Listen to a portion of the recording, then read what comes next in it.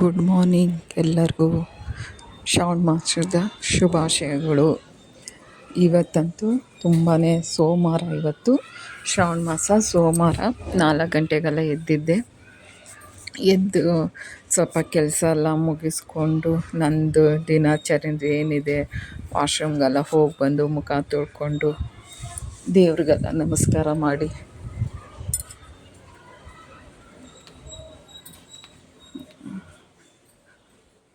ಇನ್ನೂ ಕತ್ತಲೆ ಇತ್ತು ತುಂಬಾ.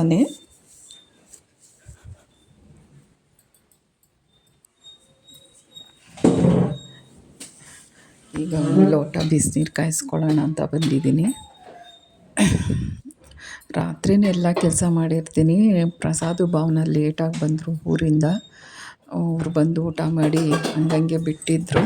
ಫಸ್ಟು ನಾನು ಹೋಗಿ ಮುಖ ತೊಳ್ಕೊಂಡು ದೇವ್ರಿಗೆ ನಮಸ್ಕಾರ ಮಾಡಿ ಬಂದು ಸ್ವಲ್ಪ ಇದ್ದು ಬಿಸಿನೀರು ಕಾಯಿಸ್ಕೊತಾ ಇದ್ದೀನಿ. ಬಿಸಿನೀರಿಗೆ ಸ್ವಲ್ಪ ನಿಂಬೆಹಣ್ಣು ಸ್ವಲ್ಪ ಜೇನುತುಪ್ಪ ಹಾಕ್ಕೊಂಡು ಕುಡಿದ್ರೆ ಸ್ವಲ್ಪ ವೆಯ್ಟ್ಲೆಸ್ ಆಗುತ್ತೆ ಅಂತ. ಆದರೆ ನಾವಂತೂ ಆಗಲ್ಲ ಬಿಡಿ, ಇನ್ನೂ ದಪ್ಪನೇ ಆಗ್ತೀವಿ, ಸಣ್ಣ ಅಂತೂ ಚಾನ್ಸೇ ಇಲ್ಲ. ಅದು ಹೊರಗಡೆ ನೋಡಿರಿ ಎಷ್ಟು ತಣ್ಣಗೆ ಗಾಳಿ ಬೀಸ್ತೈತೆ ಅಂದರೆ ಅಷ್ಟೇ. ನೀರು ಚೆನ್ನಾಗಿ ಕುದ್ಬಿಟ್ಟಿತ್ತು ಹೊರಗೆ ಹೋಗಿ ಬರೋಷ್ಟರಲ್ಲಿ. ಒಂದು ಸ್ವಲ್ಪ ತಣ್ಣಗೆ ಮಾಡಿಕೊಂಡು ಕುಡಿತಾಯಿದ್ದೀನಿ. ಹೊರಗಡೆ ಗಾಳಿ ತಣ್ಣಗೆ ಬೀಸ್ತೈತೆ. ಆಗಲೇ 4 ಗಂಟೆ ಆಗಿದೆ ಇವಾಗ. ನಾನು ನಿಧಾನಕ್ಕೆ ಇವೆಲ್ಲ ಮಾಡೋಷ್ಟರಲ್ಲೇ ಒಂದು 1/2 ಅವರ್ ಆಗಿಬಿಡುತ್ತೆ. ಆಮೇಲೆ ಹೊರಗಡೆ ಬಂದು ಸ್ವಲ್ಪ ಕತ್ತಲೆ ತುಂಬ ಇದೆ. ಹೊರಗೆ ಬರೋಕ್ಕೂ ಭಯ. ಗೇಟ್ ಓಪನ್ನೇ ಇರುತ್ತೆ. ನಮ್ಮ ಮನೆಯವ್ರು ಬೇರೆ ಗೇಟ್ ಓಪನ್ ಮಾಡ್ಕೊಂಡು ಹೋಗಿರ್ತಾರಲ್ವ. ಅವ್ರು ಹೋದ್ಮೇಲೆ ನಾನು ಎದ್ದಿದ್ದು. ಅವ್ರು 3:30ಗೆ ಹೋಗಿಬಿಡ್ತಾರೆ. ಒಳ್ಳೆ ಗಾಳಿ, ಬಿಸಿನೀರು ಕುಡಿತಾ ಇದ್ದೀನಿ. ಬಿಸಿನೀರಿಗೆ ಕುಡಿದು ಇನ್ನೂ 4:45 ಟೈಮು. 5 ನಿಮಿಷ ಫಾಸ್ಟ್ ಇದೆ ನಮ್ಮದು. ರಾತ್ರಿ ಬಾಳೆಹಣ್ಣು ತಂದಿದ್ದಾರೆ. ಚಿಕ್ಕಮಂಗ್ಳೂರಿಗೆ ಹೋಗಿದ್ರಲ್ಲ ಪ್ರಸಾದ ಭವನ, ಅವರು ಬೀಗರು ಮನೆಯವ್ರು ಕೊಟ್ಟು ಕಳಿಸಿದ್ದಾರೆ ಬಾಳೆಹಣ್ಣು. ಒಂದು ಗೊನೆ ತಂದು ಮುಚ್ಚಿ ಅದ್ರ ಮೇಲೆ ವೇಲ್ ಮುಚ್ಚಿಕ್ಬಿಟ್ಟಿದ್ದಾಳೆ. ಹಂಗೆ ಬಾಳೆ ಎಲೆ ತಂದಿದ್ದಾಳೆ. ವೀಳ್ಯದೆಲೆ ಬೆಳೀತಾರೆ ಅವರು. ಅಡಿಕೆ ಜೊತೇಲಿ ವೀಳ್ಯದೆಲೆ ಹಾಕ್ತಾರೆ.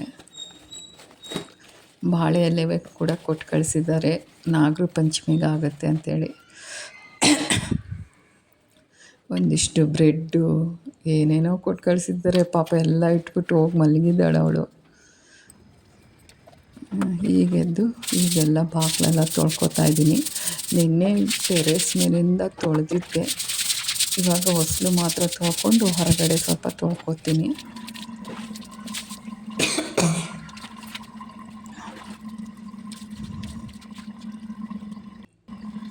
ಬೇಗ ಎದ್ದರೆ ಎಷ್ಟು ತಣ್ಣಗಿರುತ್ತೆ, ಮನಸ್ಸಿಗೆ ಆರಾಮಿರುತ್ತೆ.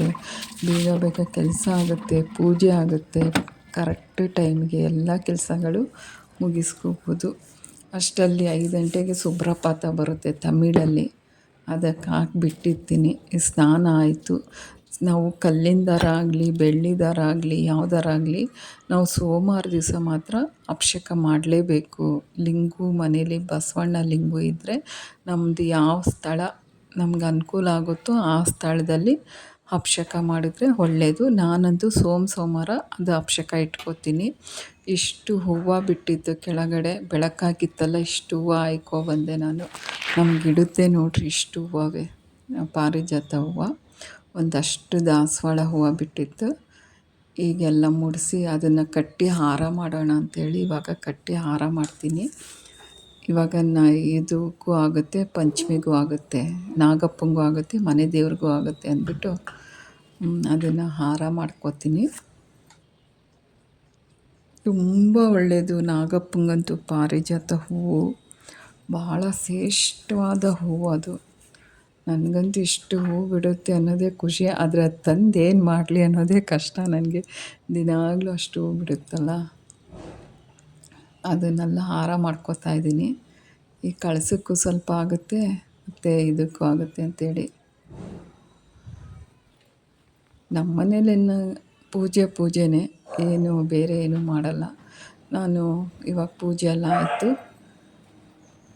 ಆರತಿ ಮಾಡ್ಕೋತಾ ಇದ್ದೀನಿ. ಕರ್ಪೂರ ಏನು ಬೆಳಗಲ್ಲ ನಾನು, ತುಪ್ಪದ ದೀಪನ ಮಾಡಿಟ್ಕೊಂಡಿದ್ದೀನಿ. ತುಪ್ಪದ ದೀಪನೇ ಹಚ್ಚುತ್ತೀನಿ. 2 ಲವಂಗ, 1 ಪಲಾವ್ ಎಲೆ ಹಾಕ್ಬಿಟ್ಟು ತುಪ್ಪ ಹಚ್ಕೊಂಡು ತುಪ್ಪದ ದೀಪ ಮಾಡ್ಕೋತೀನಿ.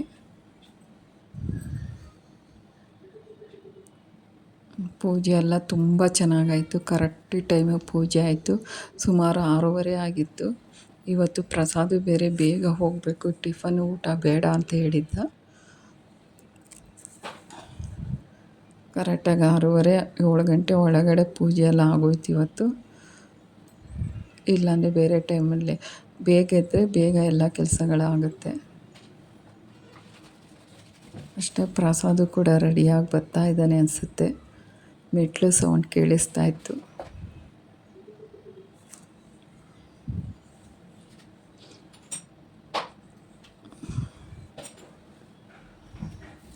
ತುಂಬ ಖುಷಿಯಾಗುತ್ತೆ ಬೇಗ ಬೇಗ ಪೂಜೆ. ನಮ್ಮ ಮಗ ಚಿಕ್ಕವನು, ಅವನಿಗೂ ಪೂಜೆ ಕರೆಕ್ಟ್ ಟೈಮಿಗೆ ಬಂದು ಆರತಿ ತೊಗೊಂಡು ಹೋಗ್ತಾ ಇದ್ದಾನೆ.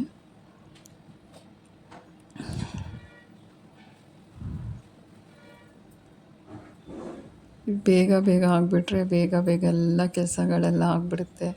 ತುಂಬ ಖುಷಿಯಾಗುತ್ತೆ ಮನೆಯಲ್ಲಿ ಬೆಳಗಿನ ಜಾವ ದೀಪ ಹಚ್ಚಿಬಿಟ್ರೆ ಮಾತ್ರ. ಆಮೇಲೆ ಎಷ್ಟು ಕೆಲಸ ಬೇಕಾದರೂ ಮಾಡ್ಕೋಬೋದು, ಏನು ತೊಂದರೆ ಆಗಲ್ಲ.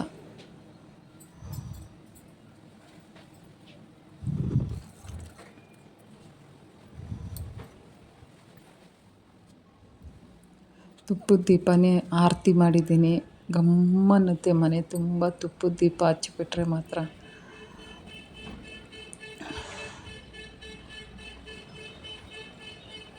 ಎಲ್ಲ ಪೂಜೆ ಆಯಿತು. ನಿಮಗಿಷ್ಟ ಆದರೆ ಒಂದು ಲೈಕ್ ಕೊಡಿ, ಶೇರ್ ಮಾಡಿ. ನಿಮ್ಮ ಮನೇಲಿ ಯಾವ ಥರ ಮಾಡ್ತೀರಾ ಅಂತ ಕಮೆಂಟಲ್ಲಿ ಹೇಳಿ. ವಿಡಿಯೋನ ಶೇರ್ ಮಾಡೋದು ಮಾತ್ರ ಮಿಸ್ ಮಾಡ್ಕೋಬೇಡಿ. ಹೊಸಬ್ರಾಗಿದ್ದರೆ ಒಂದು ಸಬ್ಸ್ಕ್ರೈಬ್ ಮಾಡ್ಕೊಳ್ಳಿ ಅಂತ ನಾನು ಕೇಳ್ಕೊತಾ ಇದ್ದೀನಿ. ಪ್ಲೀಸ್ ಸಬ್ಸ್ಕ್ರೈಬ್ ಆಗಿ ನನಗೂ ಸಪೋರ್ಟ್ ಮಾಡಿ ಅಂತ ಕೇಳ್ಕೊತೀನಿ.